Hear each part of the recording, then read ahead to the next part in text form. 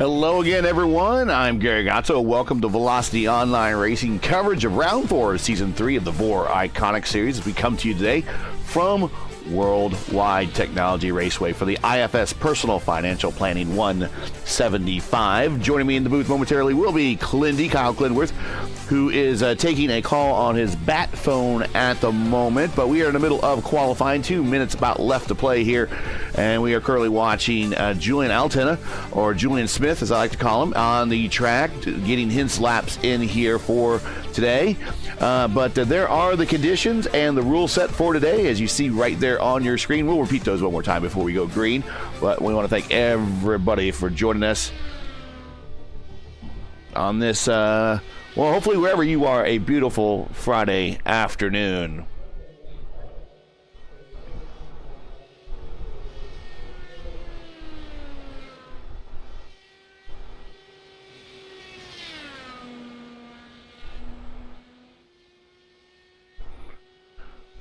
Julian down the backstretch is a 1.25 mile oval, egg-shaped.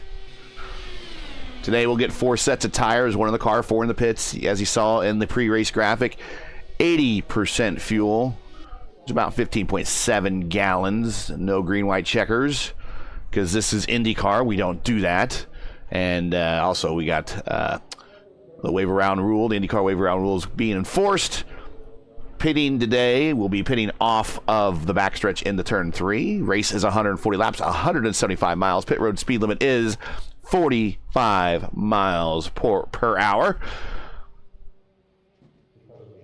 Currently on the pole provisionally with 36 seconds left to play here is Julian, followed by Edson Santos, Patrick Salvazzi, the silent assassin Dave Stedman, Yaroslav Donskoy, your top 5 right now. Have a decent sized field here, 15 cars.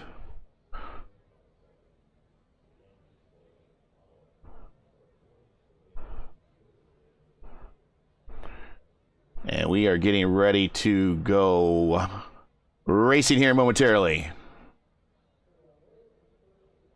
Once again, here are your conditions. Just as a reminder, this is now round 4 of season 3. So we will explain what's going on here.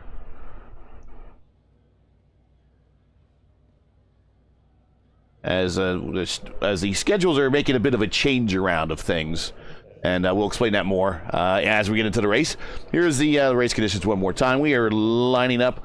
Let's give you a peek at the driver's points.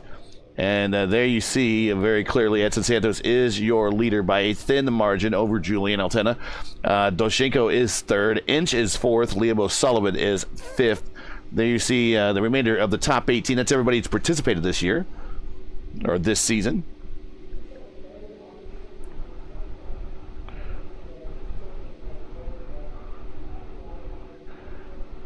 And let's get in today's starting lineup.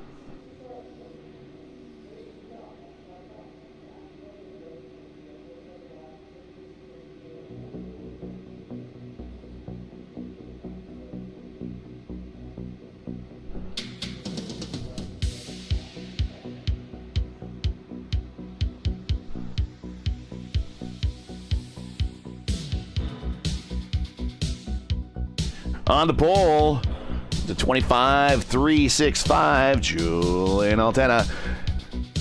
Right next to him is Edson Santos. So the key points leaders right up front. Salvazzi right there as well. He is on the inside of row 2. Stedman at the outside of row 2. Moving on back to row 3, Donskoy and Strauss. Then we have Lucas Santos. I do not think, I'll have to double check. I don't think they're related to Edson there in the front row.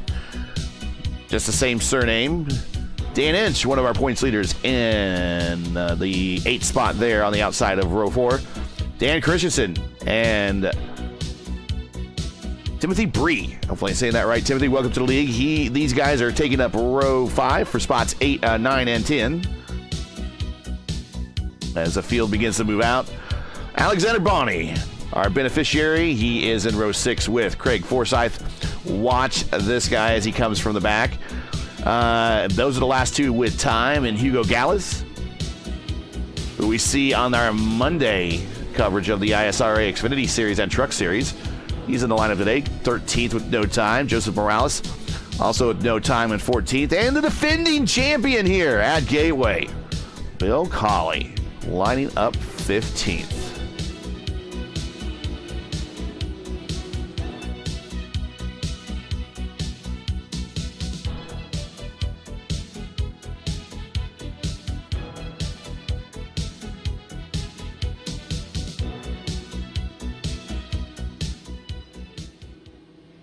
All right, getting ready to go racing here as we bring the field into turn 3.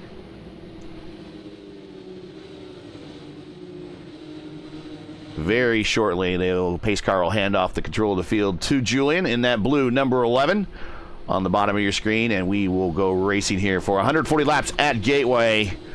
Here we go. Pace car is off. Julian is on a green flag in the air, and we are underway here in Madison, Illinois. Salvazzi underneath. Santos getting loose going into 1 and 2, and he's going to get passed by Donskoy to the inside by getting loose. The silent assassin, Dave Stedman's got no place to go. He is bottled up in that middle of that mess right there. Right behind him is Strauss, then Lucas Santos, Inch, Christensen, and Bree, your top 10, coming to the conclusion of lap 1.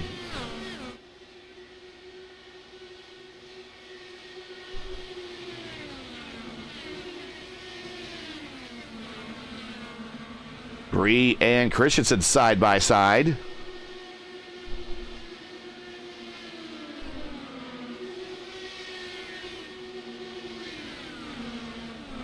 And we will show you the gaps between positions right now. Here's Forsyth getting a run on Bree, going to the inside.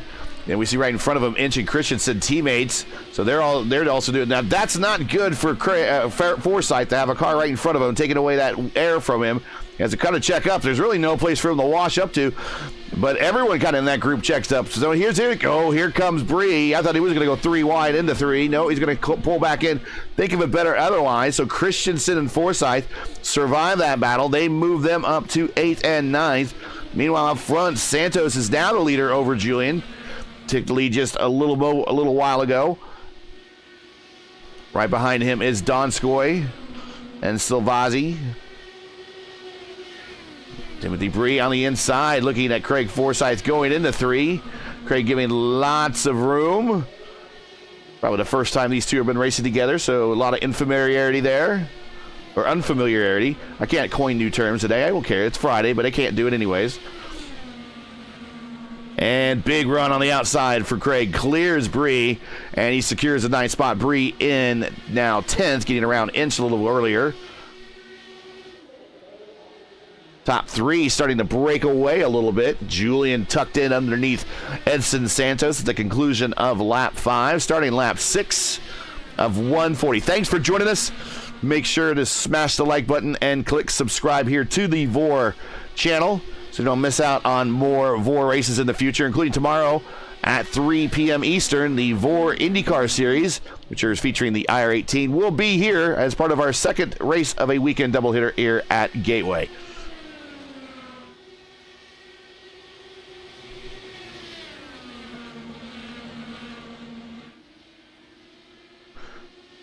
Donskoy getting a bit of a good run on Julian. Julian going wide there in the corner, but still able to hold off and defend his position. Salvazzi is now joined by Strauss.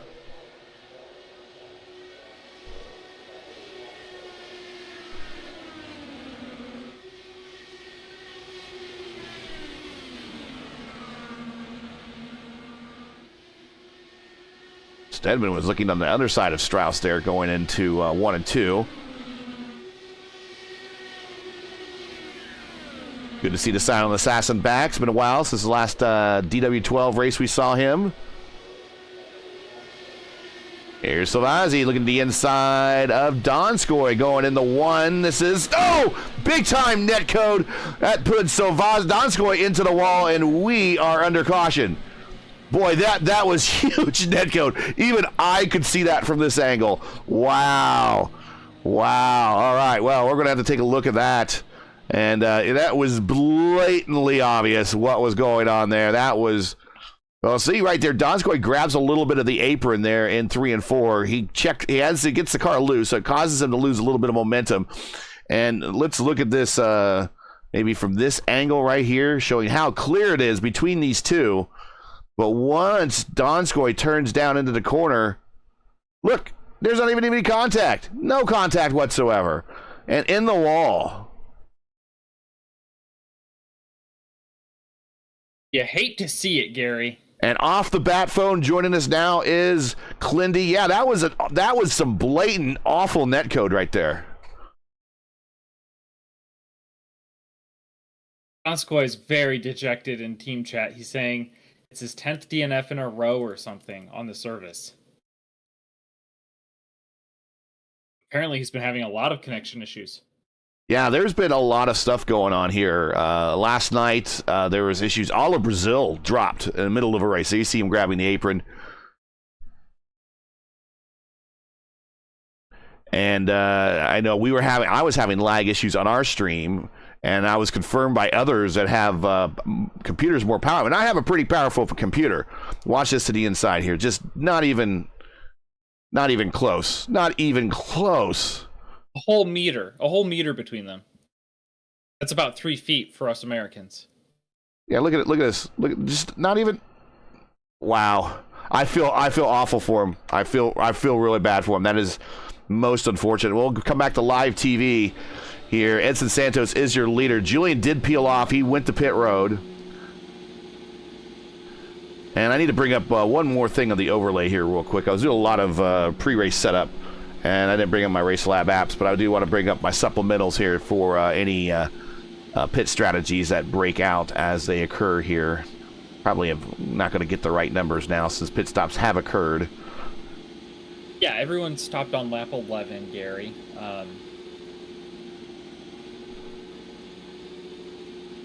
Yep, everyone did come in. So Santos, Silvazzi, Stedman. Top 5 has stayed up. Okay. Julian is now back to 6th. So something. He's the first car that pit. Okay. And then from him on back. There it is. Okay, I see. So, yeah, he's the first car to pit. Strauss, Forsyth, Christensen, Bree, Inch, Morales. They all came in. Hugo Gallus as well. Colley did. But that is the top 5 stayed out. And that might not be a bad idea considering how bad it's going to, or how hard it's going to be to pass somebody here. So track position might mean an awful lot. We did see in the IndyCar fixed or oval series this week that it was extremely hard to pass out. Clindy, you didn't have as much problems as some other people did, but I was watching Nick Nebon's stream, and he said he's just not fast here, but he said he was having problems passing here the whole race.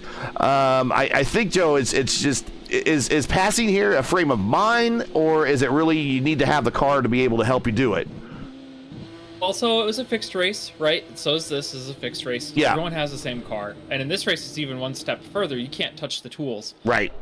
In the fixed oval series, it's about finding the right settings for each corner and then just sending it. Absolutely shipping it on the guy you want to pass. And then hope the guy you want to pass wants to cooperate with you. Yeah, and if they don't, you end up like our good friend in the purple car, Mr. Brendan Trost. Not a good night for him last night either. He was amongst the in that ERL race that you and I broadcasted. Yeah, he was an innocent bystander there. That was not his fault. I saw what happened to the leader as we watched Santos and now Silvazzi. Silvazzi's getting a good run down the front stretch. He might take a peek. Chip it, Patrick. Okay, this higher line is better. He'll get a good run here down the backstretch. Last night, actually over on the ERL site, Wilson showed his, he was streaming and showed what happened that caused him to hit the apron. His iRacing screen dropped whatever, and I think he had Twitter going in the background, and all of a sudden Twitter came up. And then he managed to click back in time, but he was already on the apron losing control. And that's kind of what... Elon Musk's fault, yeah. So that's kind of what caused that 10-car incident at the start of that ERL race. But That was they said that was a tough race to pass in as well. Now is at Homestead, so we are back here at an oval similar to Homestead, just kind of the old Homestead, the middle Homestead, the flat no banked Homestead. Honestly, turns 1 and 2 are not that different from modern Homestead. They're just not as wide a radius, right? Yeah. Banking does get progressively better as you go up the track. It's just a very tight corner. It feels kind of like a squished Darlington, the American one. Yeah. I always said if Darlington and Phoenix could have they could spawn some offspring somehow. We're watching Craig Forsyth down low underneath Bonnie. Bonnie trying to give him extra room there, kind of awkward exit off of 2. But I always said if you could, if Darlington and Phoenix could spawn a offspring, it would probably be this. It's because 3 and 4 here really reminds me of traditional 3 and 4 at Phoenix. And turn 1 here really kind of reminds me of turns 1 and 2 at Phoenix, to be honest with you. It's just the shape. The new second place car, Gary. Let's get up to Dave Stedman, the silent assassin. That's it, right? The silent assassin. He's there. Julian working on Lucas Santos, trying to get back up with this lead pack. Now we're watching a bit of a 3-car battle with Craig Forsyth, Boney, and Christensen.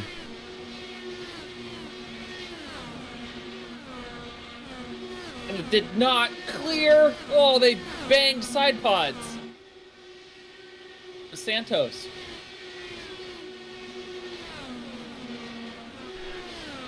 Yeah, we missed that for the lead. And we got two Santos in the lineup, so oh, my bad. And Julian. Oh, contact between Julian and Santos. That's 2 laps in a row. He made the same mistake twice. Julian, my guy. Go in the series, but you can't just run people over like that. Well, let's watch what happens here. We go back a little bit further in time. Julian getting a good run off of Santos. Santos a wide exit. Thought he was clear. I think he was. I think it was more netcode. Let's go back and watch this thing. I thought it was netcode. From my point of view, No. we'll see. He sends it. He's more than clear right there. Lucas gets the run on exit and puts his nose behind Julian. I think maybe Lucas could have given him more room. On second watch, I think this is a racing incident. I don't think I can put blame on either one of the drivers, but the lap before was definitely 90-10 on Altena. This lap, I think, is much closer to 50-50. Let's watch this. Do we get the contact on the bottom, or do we get netcode? Oh, there's contact. No, that's definitely contact. There's contact. And, yeah.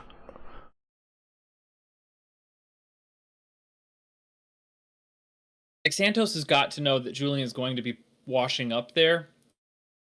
And there was a lane and a half or more to the outside that he could have utilized.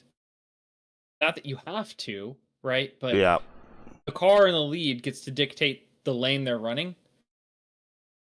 And as long as they leave you space, you have to try to cooperate with them, right? And that's why it's a racing incident, in my opinion. Yeah, I think that's more of a racing incident. He got a good run up top, but Julian was too far alongside that at some point you kind of got to concede, but he still wanted to hold on to that position. Track position here at Gateway is everything, but we're back to live TV, and Strauss is now the leader as he's decided that he will stay out. Everyone else pitted. Keep in mind, there are tire limits.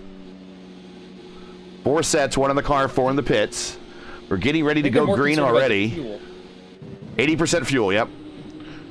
Track record here for IndyCar at Gateway is the old kart record set by Raul Boisel and the very first kart race here in 1997. Speed 187.963. Sorry, no, there was a faster record. Will Power actually set a faster record. We're going green. And the Strauss is starting to snake already. Kind of early for that. Will Power in 2020 set a speed of 192. He is the career pole leader in all of IndyCar history. Good lead for Strauss. Strauss, Inch, Santos, Christensen, Salvazzi now your top 5. And he's out to an 0.8 of a second lead already. Christensen's got a good run on Santos here. Now that there's only one, I can just say Santos. And Santos, nice run on the outside.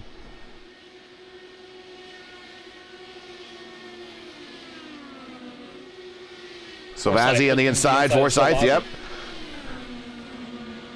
And Forsyth clears, then shuts the door. Sauvazzi shuts the door on Stedman. Stedman like, nope, I'm going to get you going. You're going to go in the 1, but he does not have the 8 of the draft like Sauvazzi does. And Stedman on by, moves Stedman up one more spot. Sauvazzi struggling at the moment. Did the inside of the racetrack, trying to pick up the draft as they weave down the backstretch one more time. Christensen and Forsyth in the 3 and 4 side by side. Move Forsyth up the 4th now. Christensen doubles under and is now on the underside of, or the inside of I can't even talk Craig today. And he's moving into the 1. Nope, it's not going to have the momentum to pull it off. Sauvazzi has the momentum on the high side, and he will get that position over Christensen, who just really kind of got bound up on the bottom. Penna's going to follow Sauvazzi through here, going around Stedman on the high side, and he'll have the preferred line going into 1 so long as he's not cleared. But Stedman sends it off of 4, and now Altena's got a visitor to his inside. That's our beneficiary, Alexander Bonney. Julian just gives up the position. I'm wondering if Julian is he damaged from that contact, possibly. We don't know that. It's possible. And also, he might also be trying to hit a fuel number now. He might want to do this in one more stop. This car doesn't seem to have any noticeable damage. If it does, it's suspension damage, and it's not affecting the obvious toe or camber of the front right tire.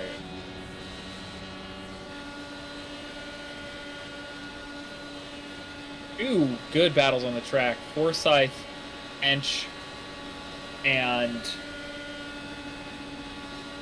Sauvazzi, and then Boney, Christensen, Altena, and Stedman. Yeah, we're riding along with Julian on the high side of his teammate.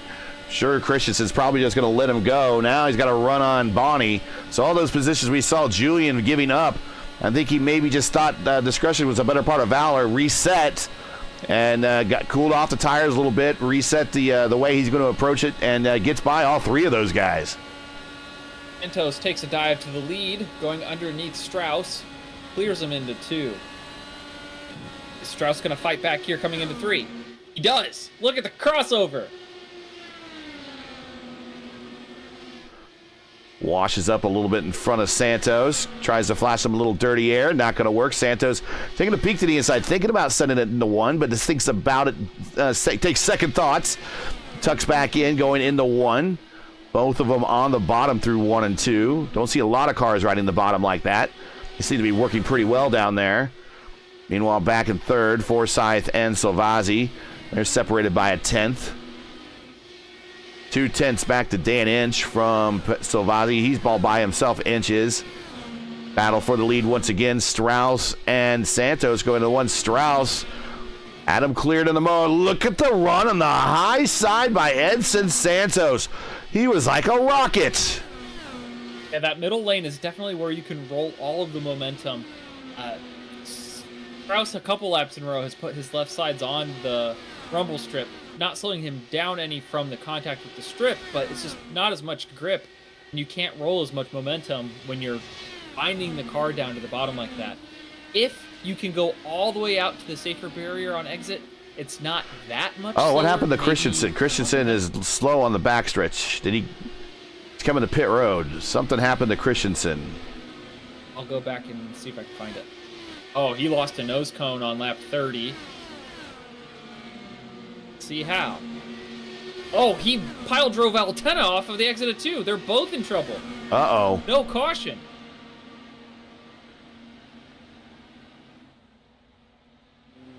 I don't know if we'll be able to see that. Let's go back in time. We got a little time here.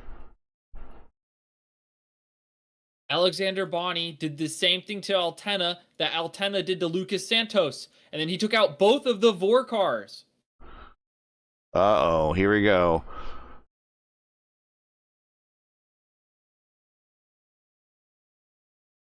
Oh, yeah. Julian and then Christensen no place to go and no caution because they got out of the racing line. Julian's car is destroyed to the inside. And that's going to have championship implications to it right there, because Julian second in the points over Edson Santos. Santos now by himself at the top of the standings, and he is your leader. Wow. No, Richmond has its name called the Action Track, but for the VOR series, it should definitely be Gateway. That's the old dirt track at Terre Haute. Terre Haute called itself the Action Track. I like Terre Haute. Driven through there almost hundreds of times. That's normally the best way to go through Terre Haute. Just drive through it. I spent 4 years there in college. Not much goes on at Terre Haute. Right? What's that? Yeah, Indiana State. Yep. That's where Indiana State. Yeah. I'm an Illinois State alum, so a couple ISU bros.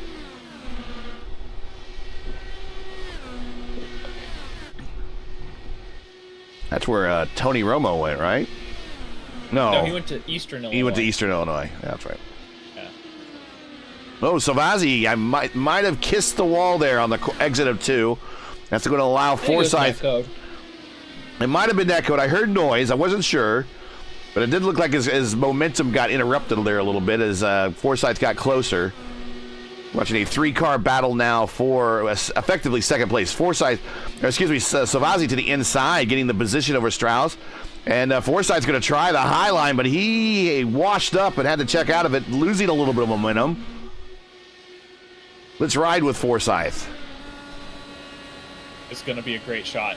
He's going to have a whale of a run coming into 1. Actually, the 2 cars on the bottom seem to stick really, really well, but look at him close the gap. They're getting bigger and bigger. Goes just as high again this lap. Has to wheel the car to stay off the wall. Still Vazzi kissing it again.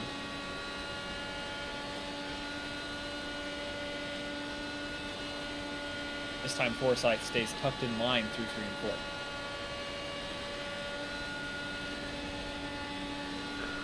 Well, so far, so good. We got more cars at this point in the race than we did the last time we were here. Yeah, there are definitely some obvious changes to the DW12 aero kits. It looks like they're running the full road course aero. I believe last time they were here, they were running the big oval aero kits. So there's a ton more downforce on these cars, and it seems to make them very racy.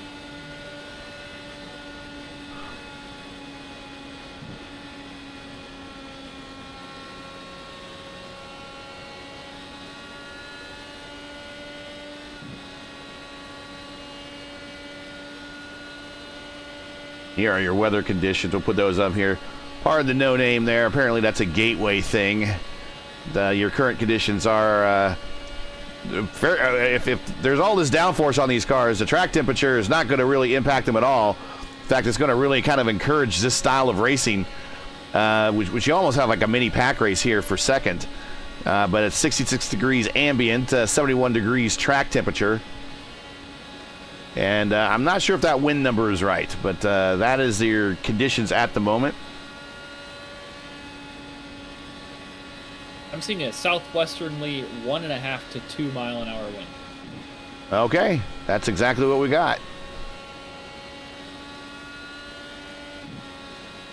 So Vazzi starting to put a little. Sorry, go right ahead. Go right ahead. Dave Stedman has been about 1/10 of a second faster than the trio running for second. So we could, in a handful of laps, have a 4-car battle for second. Really cool. He is 1.5 seconds behind Forsyth, but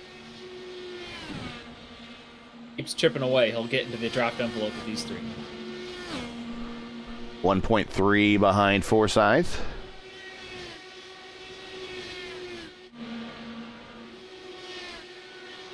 Forsyth just seems intense on riding behind these 2. If I know Forsyth, he is definitely playing the long fuel game. Yeah, Mr. Patience. I think he took his 4D Raceway machine up to the outside line and saw that it wasn't making any progress, so he'll just kind of bide his time.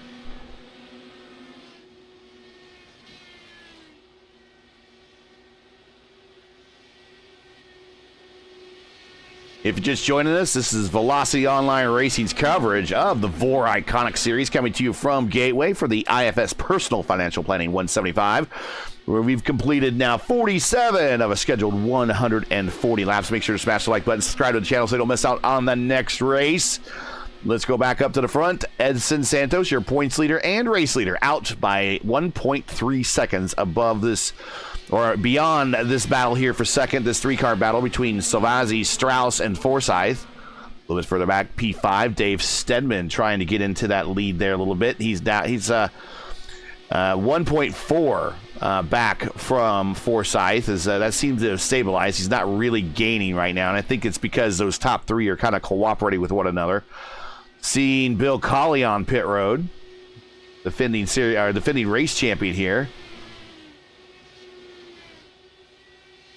A little early to make it the Bree, Tim Bree moving up to 7th around inch. We have another taker to pit road. Strauss.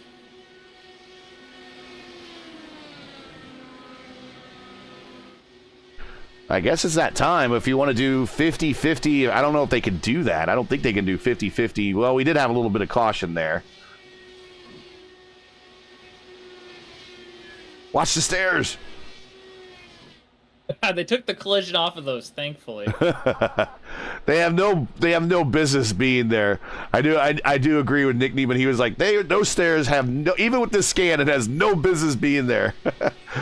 And there we see Inch on pit road.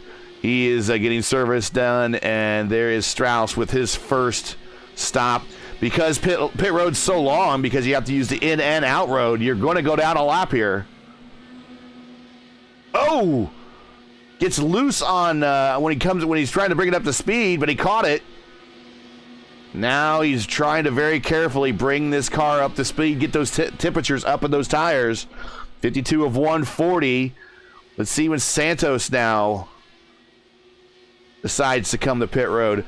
My guess is Santos is going to wait till that tank's dry. Yeah, I think he got... Well, last time he was here, he lost because he ran the tank too hard. Not that it ran dry on him, but he just used too much fuel to go fast. The field's much larger this time. I don't think he's going to get snookered from fuel mileage. He'll just not want to he's not going to want to keep himself on the track and get trapped a lap down to someone who's playing the long game. Yes, this place pretty much owes Santos a win. We'll see if he can get it here. He seems to be in control very early. Still in the first half of this race. Santos, your leader. And now it looks like we did get a pit stop from Strauss. So now this battle for third is now a battle for second between Salvazzi and Forsyth.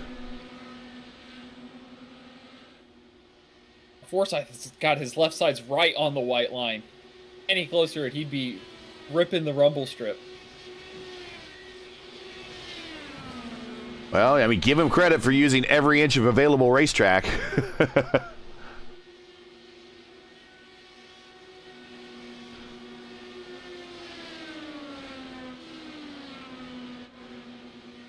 He's right on it. That is impressive. Bonnie is now in 5th. Bree is in 6th. Hugo Gallas is in 7th there. And the Backfire Motorsports car. Joseph Morales in that Canon-sponsored, very shiny red car. He's back in 8th. Last car on the lead lap. Strauss trying to go for the undercut, I think. I think that's what he's aiming for right now. Throwing down big laps at the moment. Not the purple lap yet. 2/10 faster than our leader. Yep.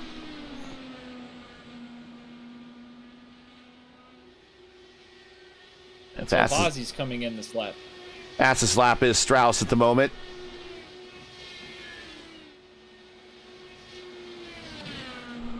Actually, fastest lap is Lucas Santos. Edson Santos pit as well. All right, Santos on pit road. Salvazzi on pit road. Stedman on pit road. We got to see some more coming. Boney on pit road. We got Hugo Gallas on pit road. We got Morales on pit road. So the remainder of the lead lap, with the exception of Forsyth and Bree, Now here comes Forsyth. He comes off the banking. Does Bree make the turn? Yes, he does. Very aggressively, he directs the car down the pit road. So all the leaders are pitting. There's Bill Colley staying down. He's going to get at least one of his laps back. Oh, he's already pit. Yes, he has. Pit 48. Inch is out there. About the... I forget when Colley pit. He 48. Inch is out there. He pit the same lap or just about the same as Matthias Strauss. Inch is on 50. Trying to get some laps back here, but Forsyth now coming out ahead of Bree. And Forsyth might have the... Oh, getting squirrely on the pit road. There goes Santos. So Santos beats him, but Forsyth gets closer and jumps a position, move Forsyth up to second. And Santos is going to be right behind Bill Colley. Bill Colley is probably going to try to preserve the lap he's on. I believe he'll be fighting to stay on the tail end of the lead lap. Yes, he's the last car. Yeah, last car in the lead lap, yeah. I fight real hard to keep that, I'd assume. And knowing that if I'm Santos and I see that guy ahead of me was the last time was here who beat me, every bit of me wants to put him down a lap. I have incentive to put him down a lap. Last time it totally was a case of tortoise in the hare. Right? Yes, it was. The hare, and Colley took his time, paced himself, got the fuel number, and brought it home with one less stop. All right, so Tim Bree must have had a pit road penalty. Inside Santos, over Colley, clears him cleanly. Bree had a 48.3 second stop, so there's a 40-second hold there. Speeding coming to pit road for Tim Bree. Got up into actually the middle part of the top 10. Got up the highest second at one point while pit stops were occurring. Looks like maybe he was going to go long on the same strategy as Forsyth, but speeding coming to pit road is going to cost him, unfortunately, many positions and a lap, down to 11th now, 2 laps down. Bill Colley, the only car 1 lap down at the moment, on his own lap by himself.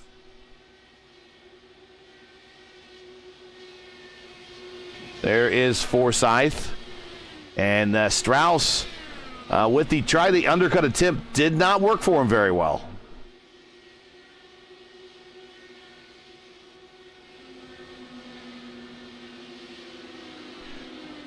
Savazzi's attempt to go to pit road early also did not work as well as he thought. And he is back in 4th. Stedman 5th. Bonnie 6th. Hugo Gallas, he is up 6 spots. He's not your biggest gainer of the day, but nevertheless looking good in 7th. Your biggest gainer is Forsyth, though. He is up 10 spots all by himself there in 2nd.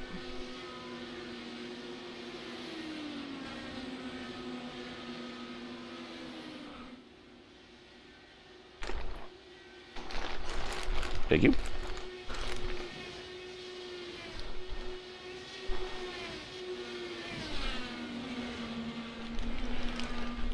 And we got a package delivery up to the booth here, so check this out. All right.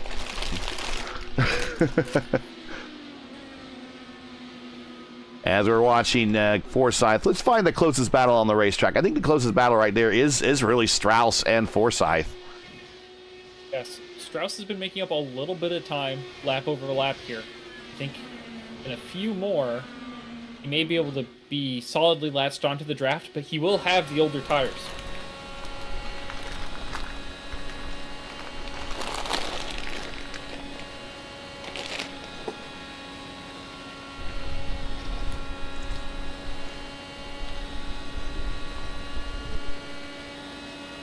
Edson is set sail. He is in a different zip code.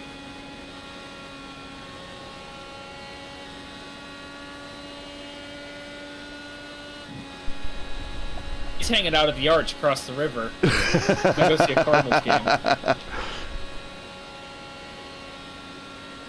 Or either that hit one of the casinos over there or something. Yeah, the rest of these guys are checking out Cahokia Mounds, doing a nature visit. A little bit of Southern Illinois lore for you viewers at home. If you mind, Gary, no. Cahokia actually is hypothesized to be the largest pre-industrial city of human settling anywhere in the world. They estimate that more than 1 million people lived where modern-day St. Louis is now, a couple thousand years ago. Wow. Yeah. Pretty cool. And if I had that graphic, I'd put it across the screen. Now you know.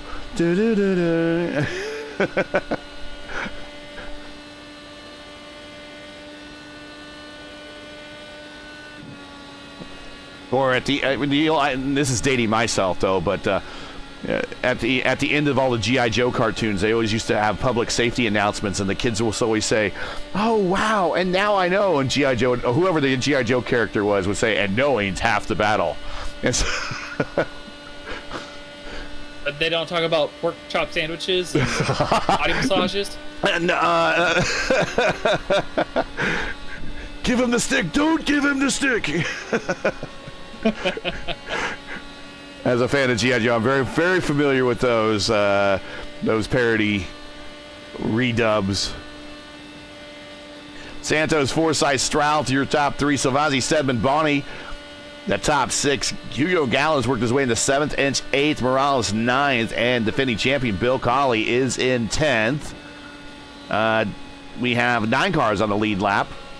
And currently riding with our points leader and race leader at the moment, Edson Santos, who's just really smoking his field at the minute. It's got 4.4 seconds over Forsyth. And Forsyth really, when he came off pit road, he was really within like a second and a half. Forsyth, Santos is just really letting it fly. Again, is there possible gamesmanship going on? Forsyth holding off Strauss, maybe thinking playing the long game, maybe thinking about maybe a short fill on his last stop or something like that. Meanwhile, Santos is just, it's go, go, go. It's throw caution to the wind, and it's go down and throw as many hard laps down as you can. Yeah, it's really difficult for me to get a fuel number with all this extra aero on the car. I don't know exactly what MPG they're running and how much it is made better in the draft. Forsyth spent a lot of time there behind Holly and Bree, so it may be possible that he went a lap further than everyone else last time. If he can go another lap or 2 laps further, I don't know to how much that will help him, because it looked like everyone was able to go about 35 laps on the first run. If you go 35 again and then again, you're right at the end of the race. So I don't think that he's going to be shaving a stop, but it would be a shorter fill. So Lazzi has a leapfrog in front of Strauss and now is hunting down Forsyth. Now I think those older tires. They're starting to come into Yep, they are coming into play here.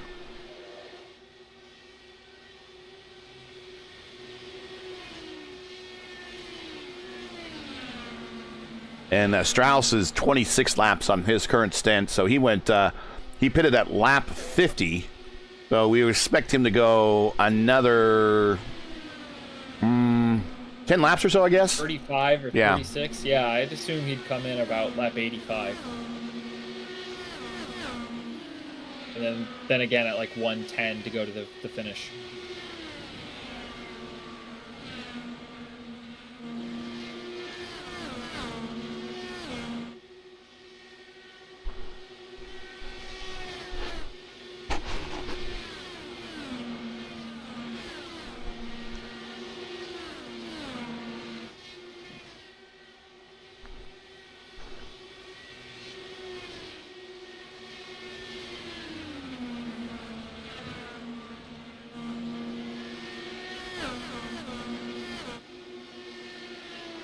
I do want to shout out Bill, who just got passed there just for track position. He's a lap down in 10th spot. I do want to shout him out. He posted, I believe, on the Dark Horse boards, or the Dark Horse Discord server, that he actually won his second career race, and this time in an IR18 in the NL League race over there. So congrats to him. The winning ways of Bill Colley. What was Strauss doing there? However you can get him. Yeah. And he has a big mountain to climb. I know that he deals with paralysis type feeling in his feet. Yeah. So it's really an amazing story whenever Bill can go out there and perform, no matter how he gets it done. Oh, Stedman was trying to use the high line. Bill kind of washed up in front of him, and I thought we were going to have a little bit more of the collision, kind of like what we saw with Julian.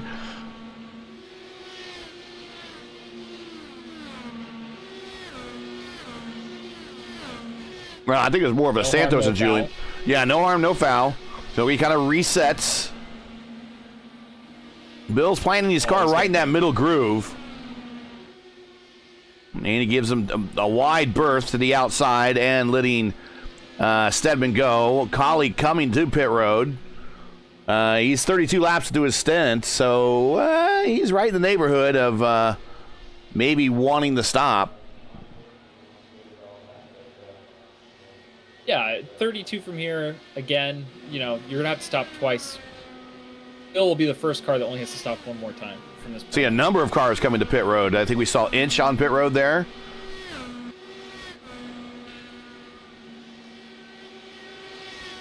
I think the next round of pit stops, I think we're right there on that cusp.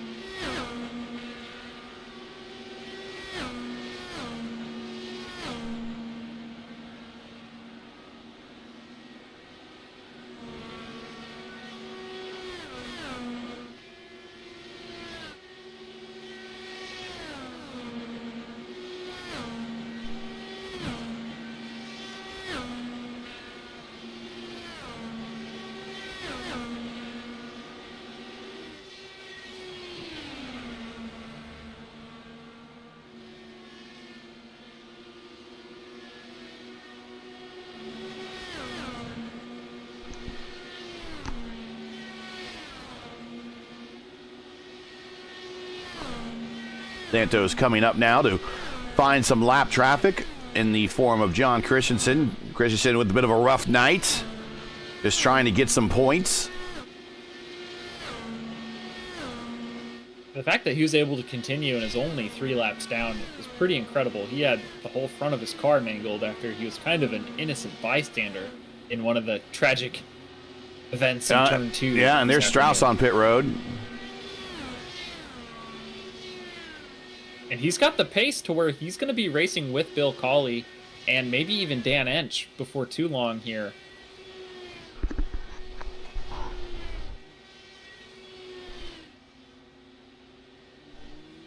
I think they just slapped a new nose cone on that guy, and he's no worse for wear. It looked like a lot bigger hit than it probably was then.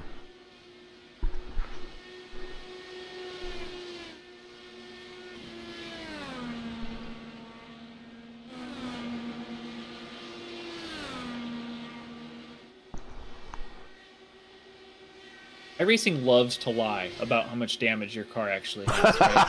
From a spectator perspective. There's so many times. I lost a race the other day at Homestead. I got put into the safer barrier by a lapped car, and car was fine. I was fast enough to hold the lead, but I had a meatball. I came in. I had 3 seconds of required repairs. Wow. 3. That was it. I was livid. Alexander Bonney coming on pit road, which is a good time to mention that the VOR Iconic Series is brought to you by his sponsor there, IFS Personal Financial Planning. IFS Personal Financial Planning specializes in helping their clients make the most of their savings with holistic financial planning that's tailored to their specific needs over the course of their lifetimes. On average, they have been working with their clients for over 20 years, helping them navigate the complexities of investments, the uncertainties of markets, and the ever-changing legislative landscape. To learn more, contact Alexander Bonney at alex@ifspfp.com. The link or that email is in the description. Bonney sliding through, and it's going to bring out the yellow on the on the access road. And it's easy to do. Birthday, Craig Forsyth. It is easy to do. And Dave Stedman. Now, I don't think Santos went a lap down. He's still in his box now. If he can beat Forsyth out of the pits, he won't lose his lap. Forsyth didn't hustle! Oh no! If Forsyth had gone all the way up to the back bumper of Bill Cawley, Santos would be trapped a lap down. You'll see here, Santos is going to get waved around Forsyth and around the pace car. Probably. Could be wrong. Yep. Is he not under power? No, he is. He's just listening to the iRacing directions. If Craig Forsyth would have went faster under yellow pace, and like not at an uncautious pace, mind you, but fast enough to where he was on the rear bumper of the car in front of him for track position, he would have trapped Santos a lap down, and Santos would be starting at the tail end of the lead lap instead of as the leader. Let's go back to Bonnie here, and let's rewind a little bit. Listen to him when he comes up. He just puts a little, and it just the back end comes around. And you know what? It's happened to me before here. I think that actually started when he came out of his pit stall, Gary. He chirped them coming out of his pit stall. I think what happened is that he put a bunch of excess heat in the rear tires and they weren't ready to go up to speed. So they were kind of hot in some spots and cold in others. So Edson Santos gets the benefit of perfect timing. He is now continues to be your race leader, but joining him right behind him now is Forsyth. And we now Santos has no green flag laps on his tires, right? So he's at no... Yeah, and everybody has no... so everybody's going to be basically on equal terms when it comes to... what do you want to call it? Tire life, tire strength? Yeah. All those cars in front of Santos will get the wave around. That's Inch, that's Christensen, that's Cawley. In fact, Cawley might... no, Cawley's just going to be one lap down, then he gets one lap back.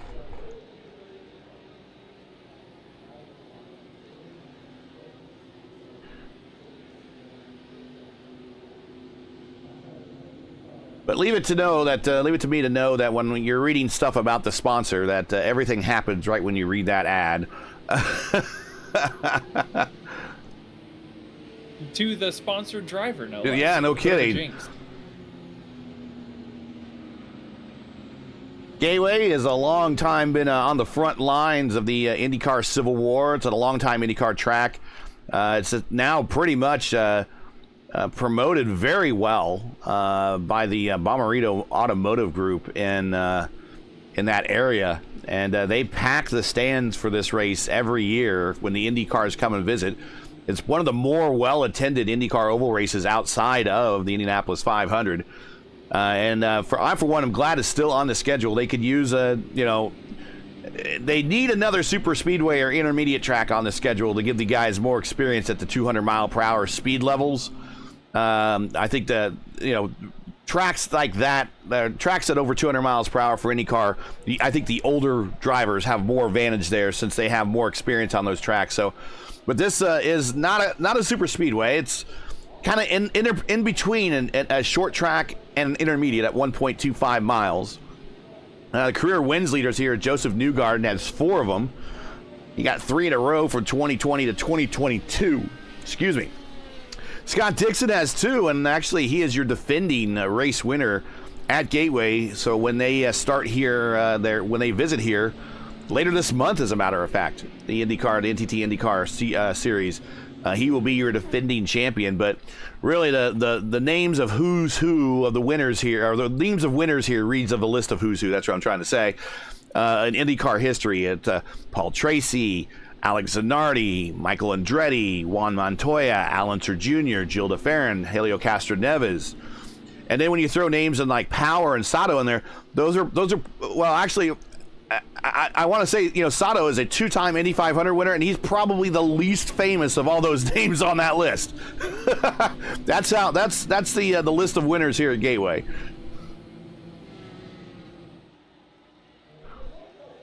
Getting ready to go green and resume this at lap 96. And let's see what Forsyth decides to do. And, oh, wow, Edson wastes no time. He actually takes off in the exit of corner 4. Forsyth is sticking with him. Not out of the envelope yet. He's going to be able to build a good run here into turn 3.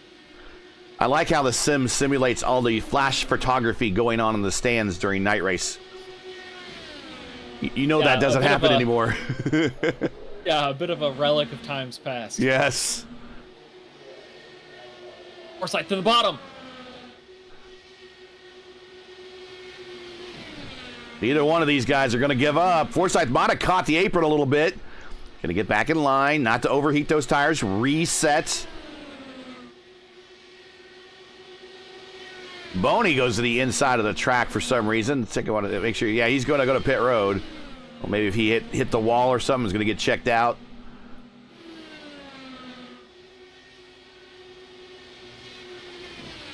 Tim Bree coming off of pit road. He might have an unsafe pit exit penalty he had to serve. Okay, all right, that makes sense.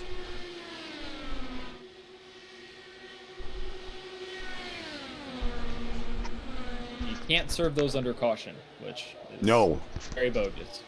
Very, very bogus.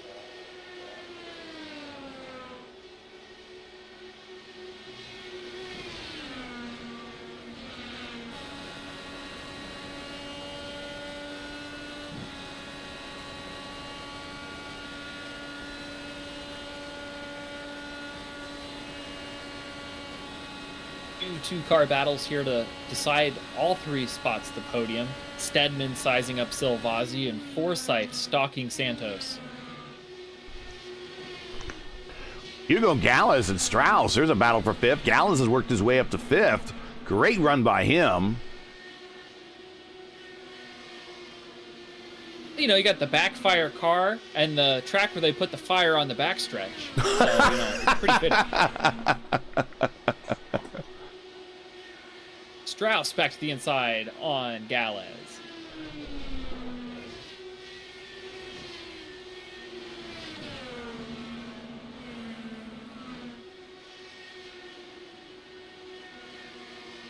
Checking out chat. Julian says, I had that one coming with the way I hit Lucas. He's self-aware. Once again, iRacing policing its own. Liam O'Sullivan in there, still in Italy, watching the racing back in the UK Tuesday. He's going to be back in the UK on Tuesday. Matthias better win. Well, we're watching him right now. He's in 5th. Or Dan or John. Well, Dan's had a bit of a rough day, or John's had a bit of a rough day. Dan is 1 lap down. He's in 8th. At least looking at a solid top 10. Like to get back on that lead lap. Meanwhile, back at the front. Well, let's go back up to this battle for 3rd. Yeah, that's where we wanted to go, because there's Stedman to the inside, and he clears Silvazzi. Well, maybe not. Silvazzi back to the inside, crossover, going down the backstretch, going in the 3. Silvazzi's going to have the line going in the 3, and Stedman's going to have to reset. Meanwhile, back up front, as we're watching that battle for 3rd, I don't think Forsyth has really left the draft of Santos. I mean, he has just planted himself there. I think he's trying to do some sort of run where he makes the jump on the last pit stop on the outside. He's going to pop out, take a look. I think he's going to try to attempt to do a shorter fill, and that's how he's going to probably beat Santos to the inside. Well, he's going to race him. Maybe Santos wants him to race. We'll see. Inside of the 1.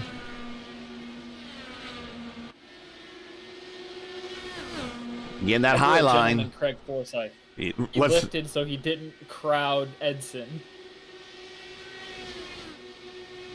As a mature, respectful. Hugo Gallas inside of Strauss again, getting the position. Move Gallas back up to 5th. Strauss back to 6th. That battle continues to rage on. Side by side again down the front. This time Strauss on the bottom.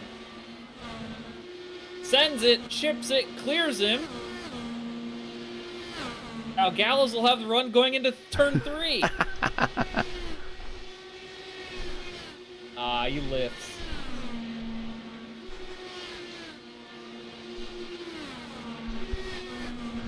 I will never not advocate for full send, okay? As long as you're not running people over, don't lift. You don't need to. Turn 3 here, it's flat, easy flat, no matter the circumstance.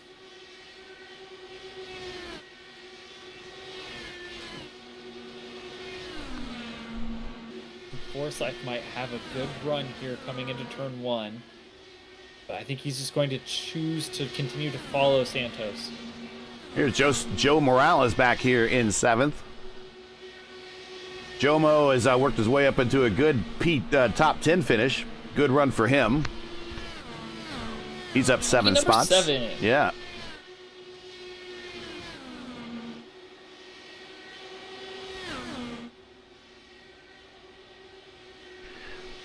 With this downforce package that these guys have opted for this race, they are punching a huge hole in the air, and that's allowing these little 2-car groups that we see for first and second, third and fourth, and fifth and sixth to be running together. And the reason why they don't pack more together besides just 2 cars is because 1.5 to 2 lanes is all that's viable for really competitive lap times. When you start to get a third car in the mix, the best 2 lines are taken, and it's really hard for that car to maintain the same pace as the 2 cars in front of them without burning their tires up. So if you can't pass them both in one straightaway, it's not going to happen. Christensen on pit road for his final stop, it looks like. Stedman and Strauss. Let's ride along with the Silent Assassin down the front stretch. You see that just that big hole that Salvazzi's punching in the air there is just allowing Stedman to kind of not suck directly right underneath the attenuator of Salvazzi, but whatever he loses in the corner, he gains back on the straights. Right here, here's a good subsidizing. Subsidizing your lap time, right? You're like, I'll take the bad line in the corner, but I get the fast line down the straightaway. Inside, they may be working together. Says Stedman, and he's clear.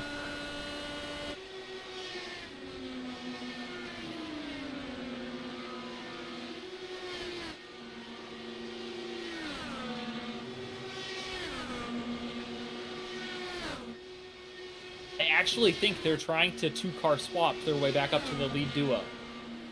I take that back. As Stedman hits the turbochargers on the high side there in turns 1 and 2. Forsyth has a monster run. He got to the outside of Santos down the front stretch. This will be a battle for the lead coming to turn 1. Forsyth has the preferred line. Santos has dominated this race. Santos kind of crowding him a little bit high on the high side. Contact! And both the leaders make contact. Here comes Stedman with the full set of steam.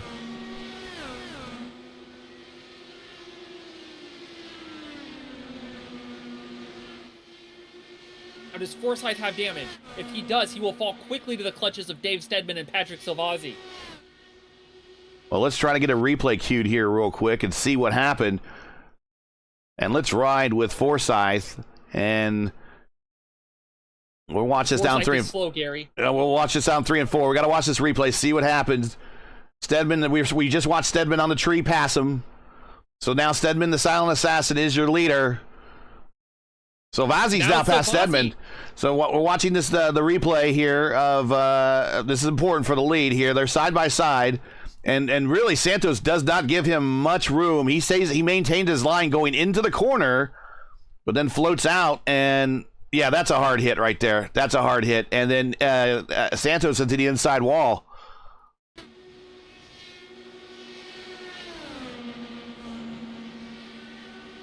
Stedman's coming back down on Salvazzi. Same scenario, 2 cars going too wide into turn 1. And no, they almost made contact. They did make contact. And I don't know, Liam, but if this holds out like this, Strauss might have a shot as Salvazzi grabs the apron, shakes the car a little bit. Hugo Gallas now is a player for a podium. He's tucked right underneath Strauss. I think Stedman got away with it, but Salvazzi has a damaged wing. I think that's why Forsyth pit early. I think his wing was the only damage he had.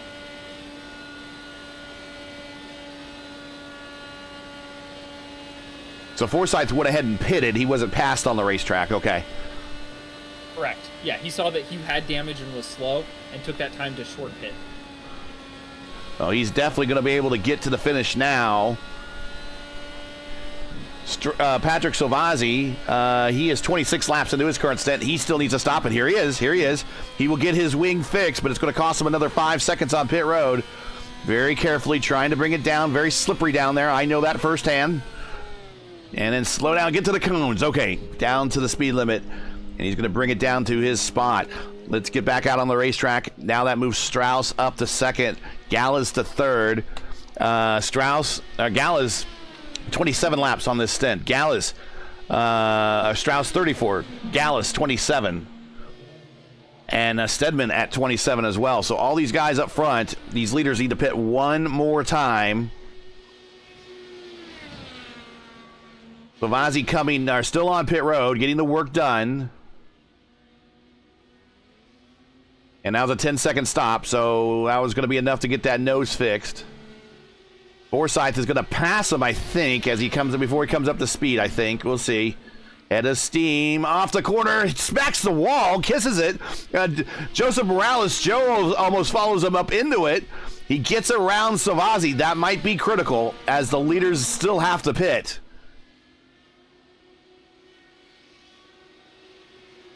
Stedman has come to pit road. Leader on pit road. The assassin, final stop. Coming to his stall. On the mark. Spot on. Up on the jack. New set of tires. Just enough fuel to get to the end. An 8.1. His stop was much faster than Forsyth and Savazzi, so we'll see if he's going to be able to come out in front of these guys. He needs the hustle. He hustled too much. He almost spun on the access road. Yeah, you heard him kind of come off the opposite lock. You kind of heard him come off the power, and he's trying to bring it up to speed now, and he does. He comes out in front of Forsyth. So those repairs for Forsyth and Savazzi cost him extra time on pit road, whereas no repairs and a clean fill and a clean stop by Stedman keeps him out in the lead. Now, or when the pit stops, he's not the leader. When these pit stops occur, he will be the leader. Up front, it's Hugo Gallas. He is your leader. No, it's going to be Matthias Strauss. And he comes off pit road. He's off pit road. He's a whole corner ahead of Stedman.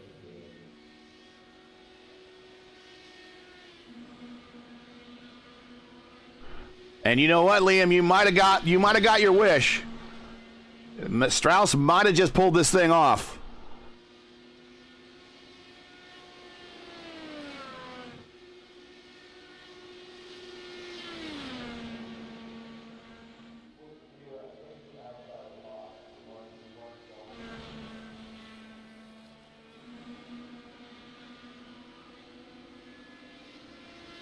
And if you're just joining us once again, you're watching the Velocity Online Racing's coverage of we're around 4 of 5, which we haven't really talked about yet. This first season's been shortened by a number of races to 5 races.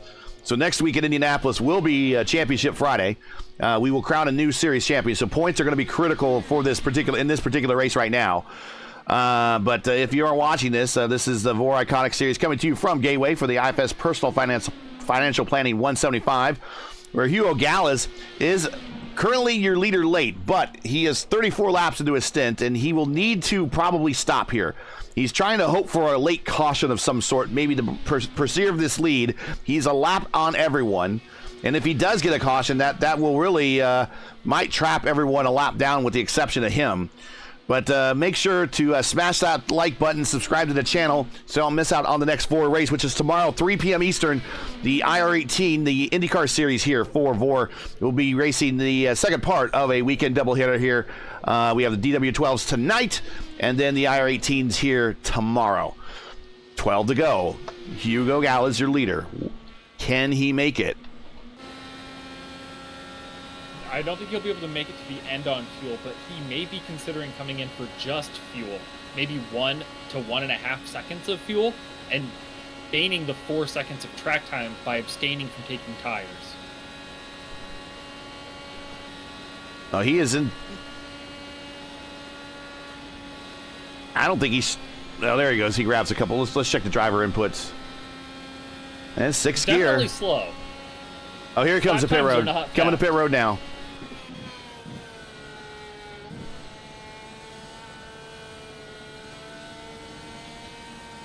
And he trying to hustle at the pit road. Slow down. He's worked his way past Forsyth. Yep. Let's get back onto. I believe that will be for third once Gallas exits pit road. All right. Strauss now back on the lead lap. Stedman back on the lead lap.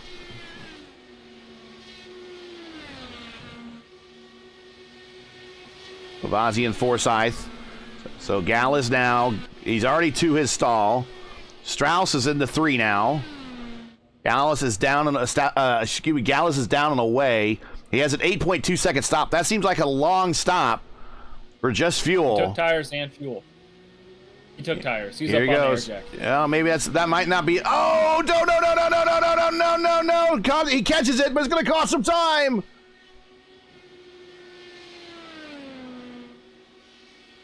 It was a good save, but not very good on the stopwatch.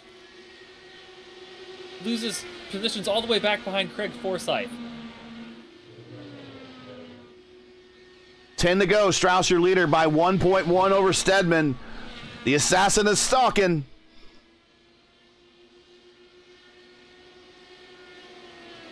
Silvazzi in third in a battle with Forsyth.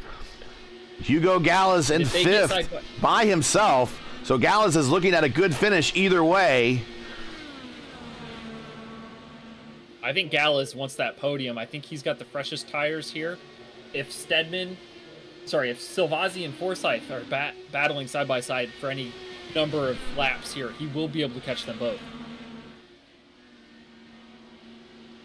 Stedman took 0.2 off of Strauss's lead that lap. Stedman there. He's in the wake now. Yep, 0.6 back.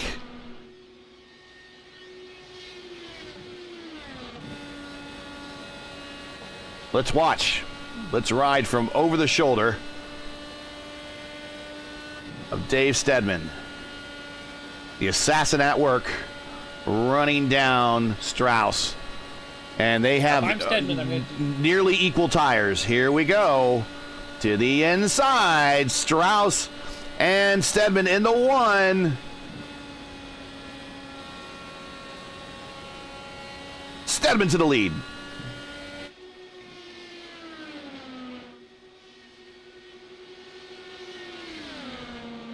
Strauss, washes up super high in 3 and 4. That's going to cost some track position on the track. And that might Strauss was trying to pinch. Yeah. He's trying to pinch Stedman down, and when he saw that the lines were gonna overlap instead of being a pinch, he decided to bail. Yeah, not a bad idea. And they have a 6-second lead over Silvazzi right now. And that might have been the move that just won Dave Stedman the race. Coming to 4 to go here at Gateway.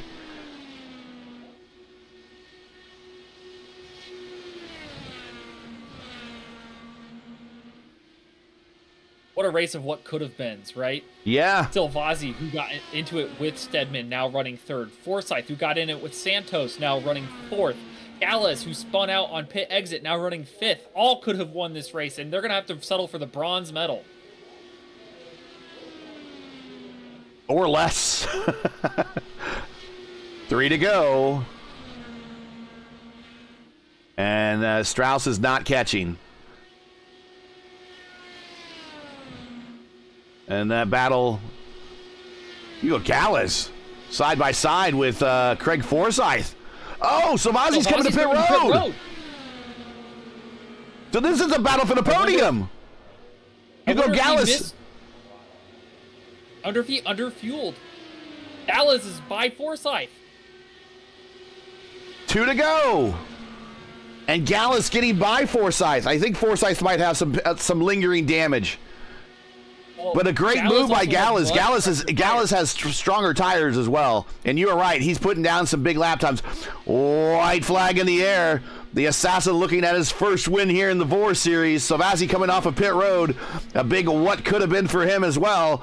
Strauss through 2. Not gaining. Hugo Gallas now all by himself. Down the backstretch. He is separated comfortably from Forsyth. But for the first time in a very long time that we've had here on the channel that I broadcast, Dave Stedman, the Silent Assassin, your winner today at Gateway. Strauss second. And Hugo Gallas, a fantastic finish for Gallas. P3, Forsyth fourth. And Joe Morales is in fifth. His best finish this season as well.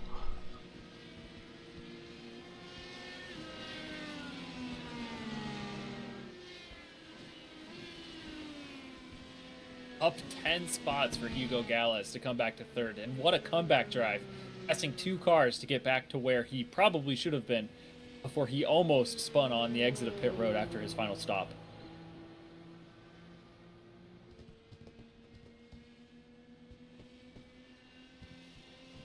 Fireworks on the backstretch.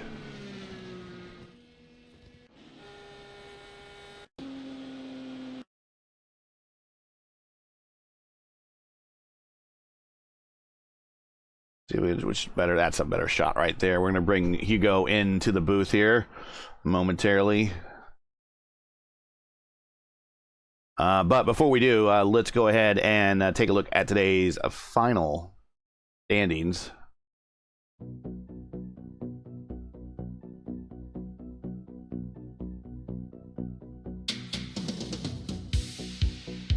Stedman, your winner by 1.6 seconds over Strauss.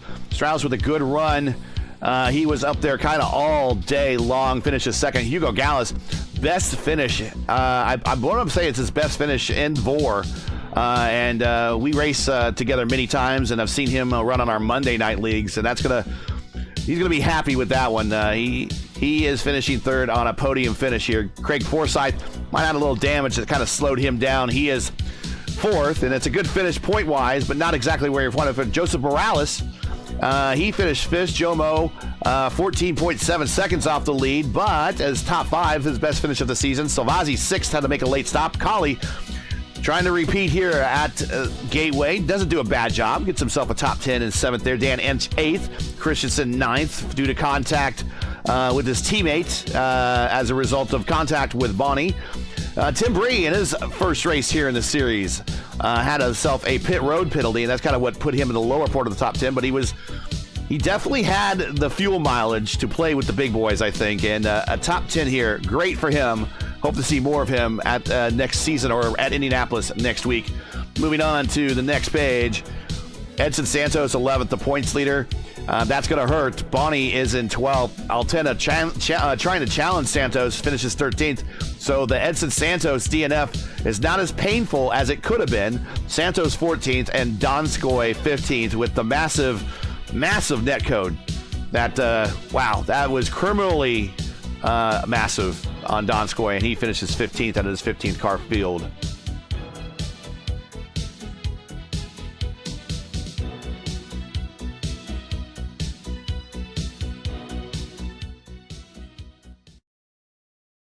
All right, let's get into the interview room and see who would like to talk. We got some people in here. We got first time for Strauss has been here before, but I think these are going to be our first visits for Stedman and Gallas. So let's bring up.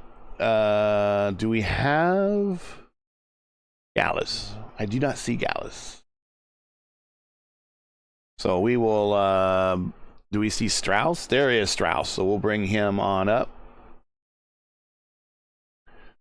Matthias Strauss, congratulations, sir, on the P2. Almost a win there on the on that late exchange there with Stedman, falling back to second. But you had a cheerleader in chat. Liam O'Sullivan called a shot and said that he wanted you to win. And man, it came really close. Yeah, for sure. I mean, I guess I still have to wait a bit longer, but you'll get there. Yeah, eventually. I mean, I'm getting closer, so at least it's a step in the right direction, and it almost worked out with a risky strategy call to not take tires at the last stop. Oh, okay. It was just about too far away, but otherwise the pace was there all day, and being similar to to the top guys, which is always nice. Was there a lot of fall off with those tires? Because if that's the case, you were on tires that were about 50 laps old, weren't they? Yeah, I mean, I did. Yeah, they were pretty bad towards the end, but it wasn't really the wear that was the problem. It was the temp, which didn't allow me to attack through 1 and 2. Okay. Go ahead, Clindy. I didn't even know that you were on old tires, so that's on me for not catching the pit times. That would explain how you came out with such a large lead after the pit cycle. I thought we had seen a couple of people have trouble on pit exit, almost losing the car on cold tires. Was that any easier for you on tires that already had a little bit of heat in them? Well, the last stop I didn't struggle at that much, but on fresh tires it was really, really bad on the pit exit, so the hot tires really helped, at least on the last stop. Well, congratulations with your silver medal here at Gateway from Olympics week. Do you have any friends, family, sponsors, or shout-outs you'd like to give while you have the mic? Yeah, I want to thank Team Watson Racing for keeping me under the wings, and one special shout out I really want to give is to Liam O'Sullivan. Unfortunately, he's not here today, but he's kind of a mentor to me, so he's been really helpful over the last couple of months in both this DW12 and IR18. So big shout out to them. Yeah, he was definitely chimed in chat. Yeah, he chimed in. He was definitely rooting for you in chat. Yeah, he was calling a shot. He definitely rooted for you. So maybe you felt the power. I don't know. Yeah, he has to share more next time. Okay. Well, congratulations on the P2. Next week is Indianapolis, which we know you run decently well there. And that will be the conclusion of Season 3. And then we'll see you at the start of Season 4. But congratulations, sir. And we'll catch you at the next one. Yeah, thank you, guys. All right. I don't think Hugo is... Well, I put out I put out a APB for Hugo and Dave. I just saw Stedman in the room, one of the rooms, and he disappeared on me. I don't know if he's having Discord audio issues or something. Let's buy a little time here, shall we? See, no, don't see him on any other channels. Clindy, your thought on today? This was a big improvement over the last race we had here, taking nothing away from Bill Colley. Bill Colley worked the last race to absolute perfection for his strategy, but this race, a bit of a different monster. And overall, I think, despite the goodwill filling and everything of the last race, this one worked out to be a much more exciting finish. Yeah, you got a lot of people who refused to partake in give and take. It was all take, no give, unless the give was giving someone else your fender or your side pod. Turn 2 looked like Bristol from NASCAR. Drivers just rooting each other out of the way to get to the preferred line, bumping and banging, and ending in tears, and what could have been for 3 or 4 or 5 drivers who had a shot to win this race this evening. Absolute firecracker of a race. Didn't know who could win or who was going to jump from the shadows, and it ended up being the silent assassin lurking there all along. Well, yeah, and he's and speaking of silent assassin and true silent assassin form, he doesn't have his audio set up to do an interview, and is letting us know that Hugo for us if we'd like to speak. We do have Hugo where? Oh, there he is. Let's bring him in. Hugo Gallas. Hugo, my friend, welcome to the booth. Congratulations on the P3. We are happy for you, man, and it's good to finally see you in the booth. Thank you, guys. Oh, sorry, my English is really bad, but I need to improve that language. But yeah, my race was really good. 2 mistakes on the pit exit in the green flag, but the P3 excellent for me. I don't know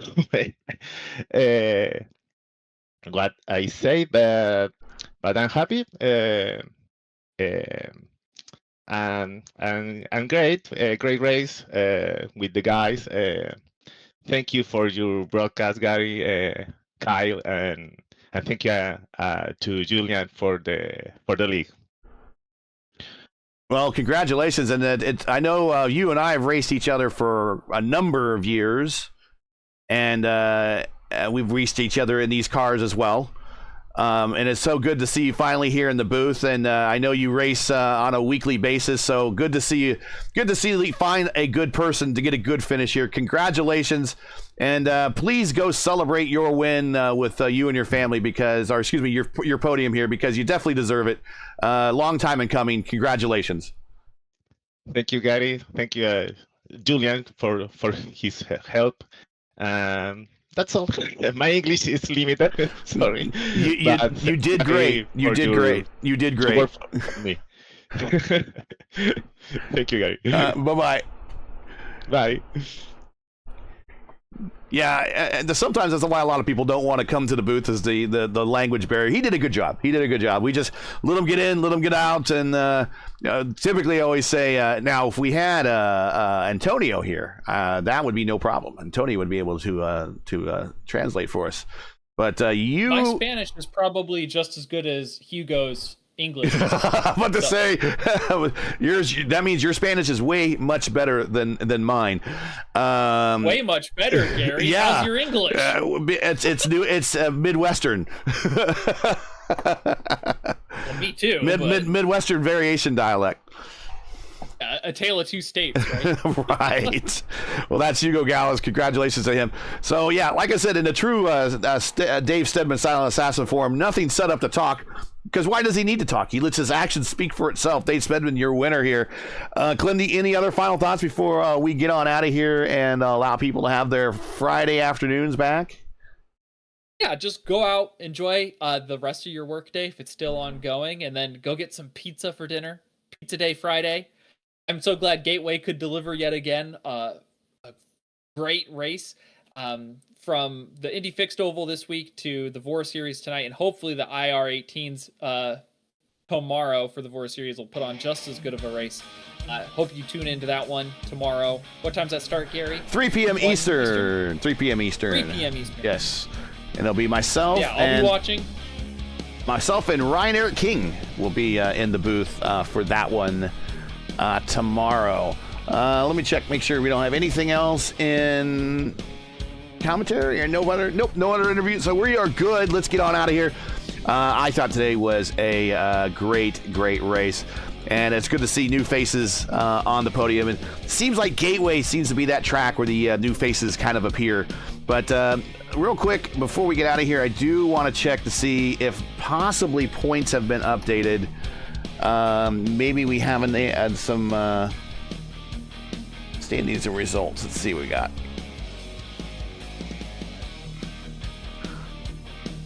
No, we have not been updated yet. So there's no points update for you yet. So I can't tell you what's going to really happen when we get to Indianapolis next week. I can tell you that the top three did not have a good week. One didn't show up, one didn't even grid, and then two had early DNFs. So I think the championship is going to go one more week to Indianapolis, where we're going to have a number of drivers in contention. So we shall see. So that's it for today. Once again, your podium for the IFS Personal Financial Planning 175 from Gateway is Dave Stedman, the Silent Assassin, with his first win. I think I broadcasted his very first win, or one of his very first wins on a broadcasted race way back at the old channel.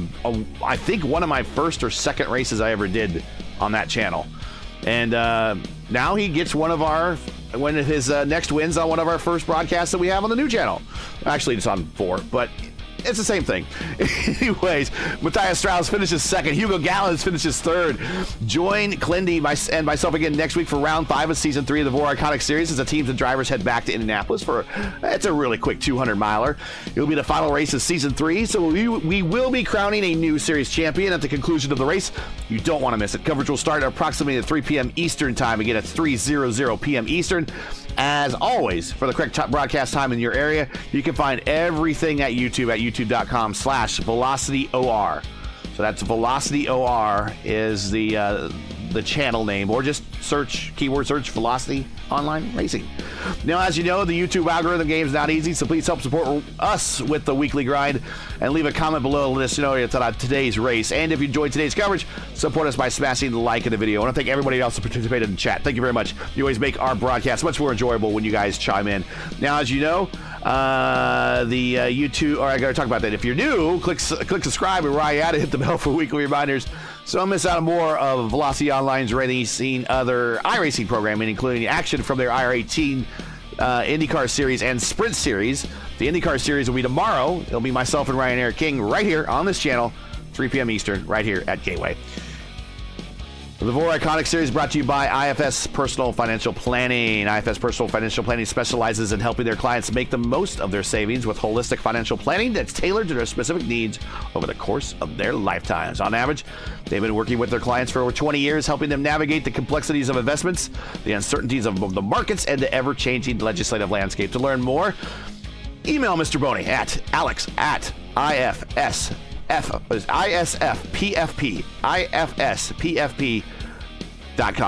And if you need that address, well, you'll find it in the link description. You can use it today. Track cams for this race provided by Whiplash Sim Cams. Get the most out of your iRacing experience with Whiplash Sim Cams. Learn more about Whiplash, like them on Facebook, or follow them on Twitter. Links are in the description.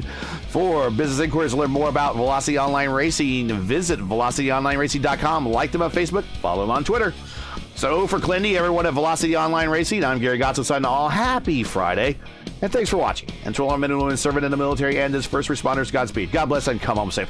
Catch us again right here next week for Championship Friday at Indianapolis for the next race of the Velocity Online Racing Iconic Series. See ya!